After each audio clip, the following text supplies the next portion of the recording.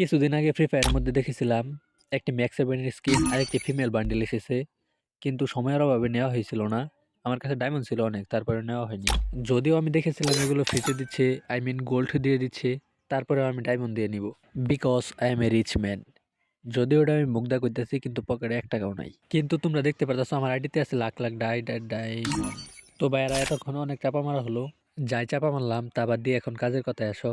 তোমরা তো আর আমার মতো বোকা না। তো দেখি এই জিনিসগুলো কতক্ষণের মধ্যে পাই।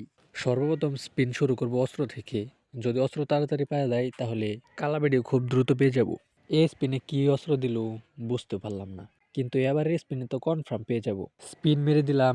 ও ভাই, কংগ্রাচুলেশন, ফাইনালি অস্ত্র পেয়ে গেলাম। ফাইনালি অস্ত্র তো পেয়ে গেলাম। এখন দেখি কালাবেডি কতক্ষণে পাই। প্রথম স্পিনে পাইলাম না, দ্বিতীয় স্পিন ডান। ও ফাইনালি কালাবেডিও পেয়ে গেলাম।